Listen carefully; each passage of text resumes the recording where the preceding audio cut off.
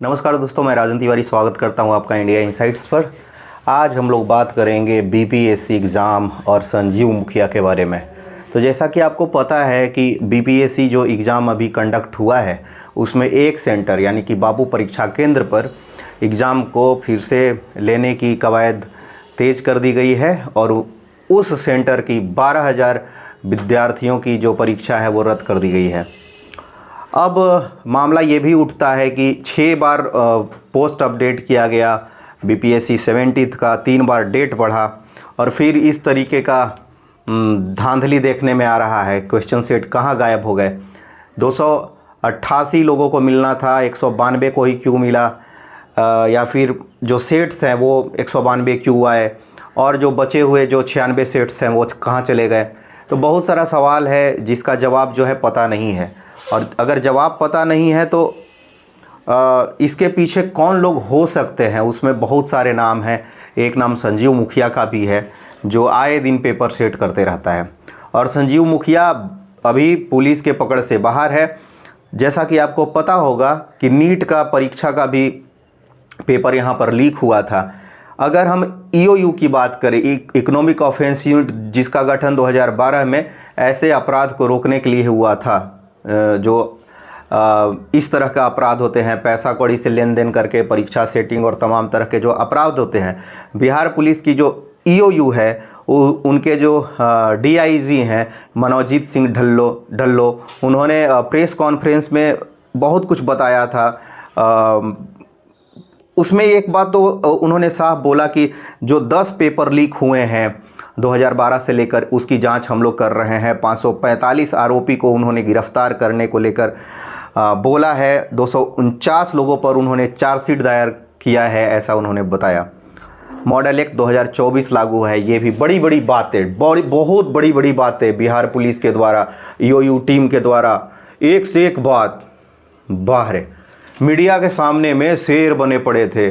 कोई पूछने वाला था नहीं। अगर वहाँ पे 10 स्टूडेंट्स को बैठा देते तो मनोजीत सिंह ढल्लो का मुंह बंद हो जाता, क्योंकि स्टूडेंट्स यही पूछेंगे कि भाई रंजीत जो रजक है, जो डीएसपी पद पर था बिहार पुलिस में, जिसने 67वीं बीपीएससी की परीक्षा जो है लीक कराई, प्रश्न पत्र लीक किए और अपने जो है रिश्तेदारों को जिस तरीके से उसने बीपीएससी परीक्षा में घुसाया, बीपीएससी के अंदर घुसाया, परीक्षा में पास करवाया, उस पर अभी तक क्या कार्रवाई हुई है?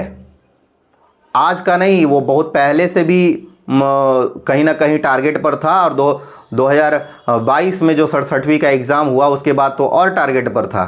और अभी तक क्या उसको कोई सज़ा मिला? अभी तक तो चार्जशीट भी दायर नहीं हुआ है, जैसा कि ईओयू की ही टीम बता रही थी। तो क्या हुआ? संजीव मुखिया, इतना सारा प्रश्न पत्र लीक करने वाला मास्टरमाइंड गायब है।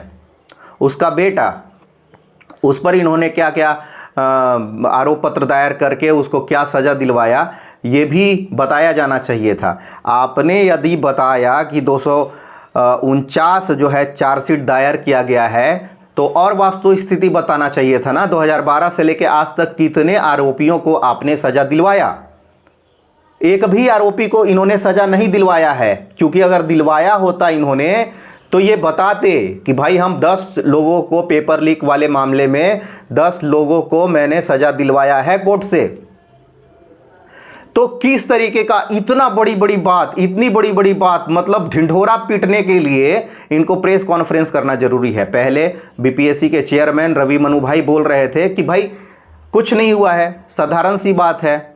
कुछ लोग आके और अकड़म बकड़म कर रहे थे और डीएम जो है चंद्रशेखर इसीलिए गुस्से में आकर थप्पड़ जड़ दिए, ये वो तमाम तरह की बातें हो रही थी। तो फिर बापू परीक्षा केंद्र का क्यों जो है परीक्षा रद्द किया गया, ये भी रवि मनु भाई को बताया जाना चाहिए। उन्होंने बोला था कि ये जो क्वेश्चन पेपर जिसमें रखा जाता है वो जो है फट नहीं सकता। मीडिया के तमाम संस्थान के सामने में एक लड़के ने फाड़ कर दिखा दिया कि देखो भाई ये तो आसानी से खुल जाता है। तो रवि मनु भाई भी फेंक रहे हैं, ईओयू की टीम भी फेंक रही है। रंजीत रजक पर क्या कार्रवाई हुआ कुछ अता पता नहीं है। संजीव मुखिया इनके जो है हाथ से बाहर है सो बाहर है। कभी वो पॉलिटिकल पार्टी भी ज्वाइन करने लगेगा, कभी कुछ करने लगेगा, कभी पॉलिटिकल पार्टी को चंदा दे देगा, वो बच जाएगा। लेकिन क्या हुआ है अभी तक संजीव मुखिया के केस में? शिक्षक भर्ती घोटाला, शिक्षक भर्ती जो घोटाला मार्च में, उसमें पेपर लीक उसने किया। 600 लोगों 300 लोगों को हजारीबाग के एक जगह पर बैठा के, टोल प्लाजा के पास में एक बड़े बिल्डिंग्स पे बैठा के और क्वेश्चन रटवाया जा रहा था। TRE 3 का BPSC एग्ज़ाम लेती है। उसके बाद में, उसके पहले शिक्षक भर्ती 2023 का अक्टूबर में एग्ज़ाम था। पहला केस था जो जिसमें अभी हाल के दिनों में, ऐसे तो 2016 के भी एक केस में शामिल रहा संजीव मुखिया, 2023 में सिपाही भर्ती में उसने पेपर लीक किया बाज़ाब्ता और पुलिस के पकड़ से बाहर रहा। बोला गया कि उसको बहुत ज़्यादा नुकसान हो गया, ऐसा उसका शागिर्द लोग बोला। फिर मार्च में शिक्षक भर्ती में ऐसे ही किया, BPSC TRE 3 300 लोगों को रटवाया जा रहा है। नीट UG जो कि NTA बोलती है कि कुछ हुआ ही नहीं, नेशनल टेस्टिंग एजेंसी जो नीट का एग्ज़ाम लेती है मेडिकल का, वो बोली कि कुछ नहीं हुआ जून में, लेकिन मई में उसका पेपर लीक हो गया। ये जो संजीव मुखिया का बेटा है डॉक्टर शिव, जो कि गलत तरीके से उसने MBBS की डिग्री ले रखी है, डॉक्टर शिव ने जो क्वेश्चन पेपर लेकर आ रहा था ट्रक पटना में, उसको जो है नगर नौसा एक जगह है, वहाँ पर इसके बेटे ने, संजीव मुखिया के बेटे डॉक्टर शिव ने, जो जिसमें बॉक्स में आ रहा था पेपर, क्वेश्चन पेपर, उसको कटर से काट के उसमें से क्वेश्चन निकाला गया, फिर उसको बंद किया गया, सील कर दिया गया। और इसमें शामिल थे ट्रांसपोर्ट, जिसके थ्रू वो आ रहा था उसके लोग भी, ट्रांसपोर्ट वाले से इन लोग का कनेक्शन हो जाता है। तो प्रिंट हो के कहाँ प्रिंट होता है ये भी पता है सेटर को, क्वेश्चन जो पेपर लीक करते हैं। ट्रांसपोर्ट से कहाँ आ रहा है वो भी पता है। ट्रांसपोर्ट में कौन कौन से लोग बैठे हुए हैं, कौन ड्राइवर है वो भी पता है इनको। तो ये तो लग रहा है कि यही EOU की टीम है, यही बिहार पुलिस है, यही CBI है। जब ये सारे कुछ पता कर ले रहे हैं कि एक क्वेश्चन पेपर कहाँ प्रिंट हो रहा है, उसका ट्रांसपोर्टेशन कहाँ से कहाँ हो रहा है, NTA बोलती है कुछ नहीं हुआ। EOU की टीम ने बोला, EOU की टीम थोड़ी सी मतलब इसमें जांच की तो बता दी कि डॉक्टर शिव ने पेपर लीक किया था मेडिकल का। तो BPSC और फिर UP कांस्टेबल पेपर लीक का भी मामला था, जिसमें नाम सामने आया था इसका। फिर ओडिशा SSC का मामला में विशाल चौरसिया का नाम शामिल आया था, जो विशाल चौरसिया TRE 3 में शामिल था संजीव मुखिया के साथ में। UP कांस्टेबल में एक और नाम आया था अत्री का। वो अत्री बताता है कि UP कांस्टेबल पेपर लीक में भी ये शामिल था संजीव मुखिया, नालंदा जिले का रहने वाला, मुख्यमंत्री का पड़ोसी। तो वो अभी तक क्यों पुलिस के रडार से बाहर है, ये बताया जाना चाहिए। और क्या ये जो बापू सभागार में हुआ, जो क्वेश्चन पेपर कम पड़ गए, क्या इसके पीछे भी संजीव मुखिया का हाथ था? हो सकता है, क्यों नहीं हो सकता है। अगर वो पुलिस की पकड़ से बाहर है, पुलिस को उसका कोई अता पता नहीं है, उसके ऊपर कोई कार्रवाई नहीं हो रहा है, पुलिस सिर्फ बड़ी बड़ी बात बोल रही है, EOU बहुत बड़ी बड़ी बात बोल रही है कि हमने उसका ये किया, 8 प्लॉट सीज कर लिए, ठिकाना किया, फलाना किया। अरे जब तक वो और उसका बेटा पुलिस की पकड़ से बाहर है, जब तक संजीव मुखिया पुलिस की पकड़ से बाहर है, तब तक कोई भी एग्ज़ाम यहाँ पर पारदर्शी रूप से कंडक्ट बिहार में नहीं हो सकता है। और ये कहीं ना कहीं हो सकता है कि ये जो 96 क्वेश्चन पेपर जो गायब थे, ये संजीव मुखिया ने किया हो और बदले में 2-2, 3-3 लाख रुपए उसने लिए हो। और आप समझ सकते हैं कि 2-2.5-3 करोड़ का उसने चूना लगा दिया हो लोगों को। और हालांकि वो एग्ज़ाम चूँकि रद्द हो गई है उस सेंटर पे, तो 250-300 लोगों का तो चूना लग ही गया, क्योंकि वो एग्ज़ाम नहीं दे पाए। तो ये जो बात है कि संजीव मुखिया क्यों बिहार के पुलिस और EOU के गिरफ्त से बाहर है, ये सबसे बड़ी बात है, सबसे संदेहास्पद बात है।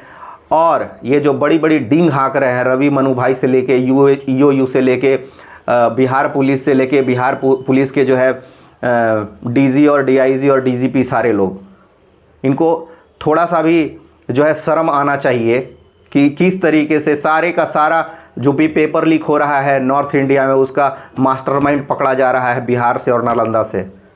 पकड़ा भी नहीं जा रहा है, मतलब आ रहा है जांच में कि वही लोग हैं, पकड़ से तो अभी भी बाहर हैं बहुत सारे लोग।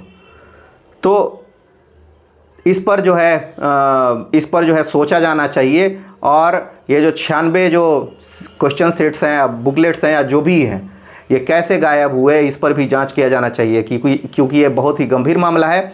यदि ये क्वेश्चन पेपर में से 2-4 क्वेश्चन पेपर भी बाहर गया होगा और उससे दूसरे सेंटर के भी लड़के अगर कनेक्ट होंगे, अभ्यर्थी कनेक्ट होंगे, और उन्होंने अगर इसका फ़ायदा उठाया होगा 2-4-5 हज़ार की संख्या में, तो भी ये जो पूरा एग्ज़ाम है, वो पूरा एग्ज़ाम का जो मार्किंग है वो इधर उधर हो जाएगा, कट ऑफ इधर उधर हो जाएगा, और जो पढ़ने वाले अभ्यर्थी हैं, जो वास्तविक में तैयारी करने वाले अभ्यर्थी हैं, उनका कुछ नहीं होना है अगले 1-2 साल तक। मतलब अगले साल तक तो कुछ नहीं होना, क्योंकि 1 साल पूरा प्रोसीजर में लग जाता है, मेंस का और इंटरव्यू जाते जाते और रिज़ल्ट आते आते। तो उसके लिए क्या कर रहे हैं ये लोग? कुछ नहीं कर रहे हैं। एक सेंटर का सिर्फ एग्ज़ाम कैंसिल कराने से कुछ नहीं होगा। यदि क्वेश्चन पेपर नहीं वहाँ था, यदि वो गायब है, तो कहीं ना कहीं इसके पीछे कोई भी हो सकता है। क्योंकि ये जब नीट का क्वेश्चन पेपर कटर से काट के उसको उड़ा के ट्रक से उसका सील बंद करके और जब भेज सकते हैं, और कहीं से पता नहीं चलता, बाद में बहुत जांच पड़ताल करने के बाद में पता चलता है कि ट्रांसपोर्ट वाले से ही इनका लेन देन था, मिले हुए थे। तो भाई ये तो पटना में है, पटना की बात है, पटना मेन, पटना शहर। यहाँ कैसे पता लगा पाएंगे ये लोग? यहाँ तो कितने लोग हैं जो उस परीक्षा से जुड़े हुए हैं। किसी ने भी लीक कर दिया होगा पैसे के लिए। अगर किसी को 20-30 लाख रुपए दे दे तो बिहारी तो ऐसे ही पीछे पीछे चले जाते हैं। तो ये जो है पूरी तरीके से एग्ज़ाम जो है इसमें पारदर्शिता नहीं बरती गई, और यही कारण था कि जो वहाँ के परीक्षा नियंत्रक थे राम इकबाल सिंह, उनकी हार्ट अटैक से मृत्यु भी हो गई। और इसके लिए सारा का सारा जिम्मेवारी बीपीएससी का है। और बीपीएससी कह रही है कि हम अभ्यर्थियों पर केस करेंगे राम इकबाल सिंह के मृत्यु को लेकर। बीपीएससी के चेयरमैन पर, बीपीएससी के लोगों पर, सचिव पर राम इकबाल सिंह का मृत्यु का जो है चार्जशीट दायर होना चाहिए, इन पर केस दर्ज होना चाहिए, क्योंकि इन्हीं के अंदर में नियंत्रण में सब कुछ था और इनके नियंत्रण से सब कुछ बाहर चला गया। और 96 जो सेट्स हैं वो कहाँ गए पता नहीं। तो बड़ी बड़ी बात मत हाकिए। लोगों को डराने और बच्चों को धमकाने के लिए बहुत आपने प्रयास कर लिया, आपको माफ़ी मांगना चाहिए। और आपको बीपीएससी के चेयरमैन, सुनिए रवि मनु भाई, आपको इस्तीफा भी देना चाहिए, क्योंकि आपने कर्तव्य निर्वहन में कोई भी जो है अपना समय नहीं दिया। आप पूरी तरीके से कर्तव्यहीन नज़र आए। आपकी बातें जो है मीडिया में आई, आप अपनी बातों से ही बार बार पलटते रहें, कभी कुछ कभी कुछ कभी कुछ बोल रहे हैं। तो राम इकबाल सिंह का मौत का जिम्मेवार सिर्फ एक ही आदमी है, और वो है बीपीएससी का चेयरमैन। बहुत बहुत धन्यवाद।